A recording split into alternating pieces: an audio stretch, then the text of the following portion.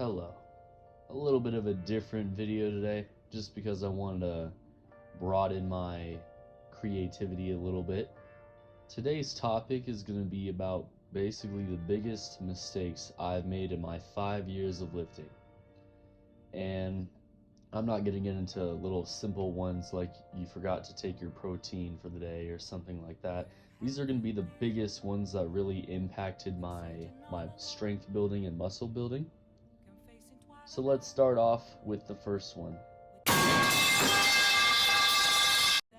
Now, a few years ago, I injured my right lat as I was deadlifting just because of improper form, kind of a newbie lifter at that time. So I injured my lat, and I saw that, I should be icing and heating and also resting, simple healing mechanics that I did not really follow too well. I did do them, but over time, over a large quantity of time, we're talking about a year here, I just kept ignoring it. I kept ignoring it, saying it's gonna get better soon, it's gonna get better soon, and yeah, a whole year passed before I finally decided that maybe I should go see a doctor or physician about this. And so that is what I finally did. And turns out, not just that my lat muscle was actually healed, the biggest issue was that I actually had developed mild scoliosis. So if you don't know what that is, that's basically where the spine kind of bends. Whoa. Hey, easy. What's up? Oh, is it gym time? Gym montage time? It's well. Oh well. I guess I'll just keep talking over them, but I'll still put in some pretty cool gym montage music. As I was saying, the spine bends more one way than the other, which in turn can lead to like pain, imbalances in strength on each side. And so because I'd been ignoring my lat, I'd actually developed a muscular imbalance like on my two lats on my back, as well as mild scoliosis. And so I could have progressed so much further with muscularity if I'd actually chosen to go to a doctor. So if you're ever facing a sort of injury situation such as that, whether that's on your back, your shoulders, delts, chest, whatever, if it's gone on, if it's strained on longer than like a few months at max, go see a doctor. Don't waste your time just trying to hope that it'll heal when unfortunately it may never if you don't find a doctor. For my next mistake, it's a pretty common one for some people not so much. The topic this time is overtraining, which leads to injury. This one kinda matches with my previous topic, but not really. So overtraining. If you're not sure what overtraining is, basically, you're training too hard, you're training with too much volume, too much intensity, all of that. And all of that culminates into basically you're exacerbating your central nervous system, you're feeling mentally fatigued, you're losing strength, losing sleep, you're having trouble keeping on diet, keeping focused, and all that stuff. And that is unfortunately one of my biggest mistakes. And the overtraining was caused by basically just my mental state, I would say. I started lifting, when I was younger, and ever since it's been my driving passion. I've always wanted to be bigger and stronger, and so I've always had the mindset that if I don't go to the gym today, I'm going to be losing my gains, I'm going to get fat, And this mindset actually led to overtraining.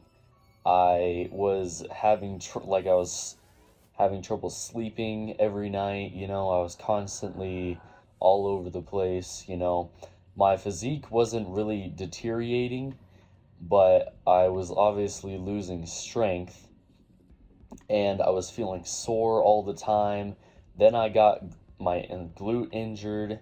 Things were just going downhill and downhill until I'd come to the realization that maybe I'm pushing too hard.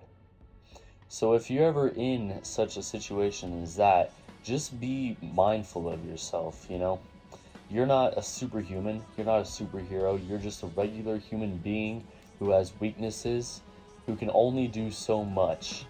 If you're not willing to take that rest, then you're going to take the fall instead. Moving on to number 3 is not calculating your macros. I never actually cared to track how much calories, protein, and fats I'm eating. I just thought, oh well, am I hungry? Maybe I need to eat a little bit more. Or if I wasn't hungry, I'd just be like, well, okay, guess I'm done for the day. This in turn ended me with a weight plateau where I was basically stuck at the same weight. I was weighing in the same every single day. This has actually happened like 3 times now in my training experience. And I'd usually be at this standstill for at least like 4 to 6 months until I come to the realization that maybe I need to start tracking my macros to see if something's up. And it turns out I wasn't eating enough protein, I wasn't having enough calories. I definitely had enough fats, but calories and protein were completely lacking. And that was obviously deteriorating my strength gains and my muscle building gains. So if you are stuck at this said weight plateau, or you're not progressing after a few months, there's a pretty strong chance that maybe you're just not eating the adequate amount of macros you need to build that muscle. Your body isn't going to tell you that you need to eat more food. It has to be a self-awareness aspect. You have to be aware that you need to eat more food if you're going to get more strength and more muscle. For mistake number 4, this is probably the most common one that every lifter encounters at some point. And that would be a lack of mind-muscle connection. Whenever you're training in the gym, you're starting new, you're a newbie gainer, all that stuff, you're just doing dumbbell curls, really swinging those boys around, not really focusing on the contraction or anything. Eventually, those newbie gains go away and you're stuck. You realize that your muscles aren't growing like how you want them to. And this was my own personal experience, probably around the first 2, close to 3 years of lifting. I was just running through the motions. I was just doing the exercises. I would lift with my dad because my dad kind of started me off with that stuff. And I would just be running through his workout programs and stuff, following what he does. Shout out to my dad, I guess.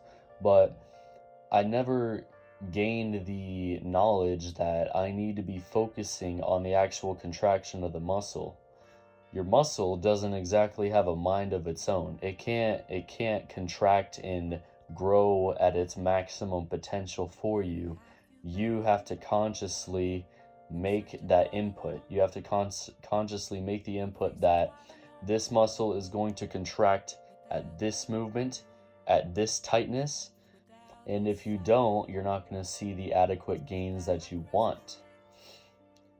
So, if you're having trouble building the muscle, or you feel that you're just rolling through the movements, not really much is going on, then try to get that mind-muscle connection up. A good way to do that is it's been found that looking at the muscles you're working does help mind-muscle connection, because it gets your mind to notice that, hey, we're actually trying to work this area right here. So let's try and contract a little bit better than we normally would. That, in turn, increases your mind-muscle connection. It's a little bit harder for like back exercises because most of the time you're not going to have like a mirror right by the side of your face to be able to see your back or anything. You just kind of really have to focus harder than last time, just like Coach Greg would. For the fifth and final mistake of this, I'm just sticking with 5. You know, 5 is the typical number that every single person on this platform uses. The issue that I faced was that I was disregarding my sleep. I remember specifically during my freshman year of high school, I literally would just be like, oh yeah, 6 hours is enough sleep. I've read online that you only need a minimum of 6 hours of sleep to build muscle. So I would stick with this minimum. I would literally go to bed and get 6 hours of sleep, wake up feeling like garbage, being like, oh yeah, well at least my muscles are gonna build. And that's a flat no. When you're trying to go for the bare minimum, you should likely expect minimum results. That doesn't mean you have to be sleeping in 10 to 12 hours a day, but a good standard 8 to 9 hours is the perfect sleep zone. If you're disregarding your sleep, then you're just disregarding the gains that you're trying to make in the gym. It doesn't matter how much time you spend at the gym, you know, it doesn't matter how frequently you're going in the day. If you're disregarding your sleep, then at least 60 to 50% of those gains are probably going to go out the window. Sleep is important.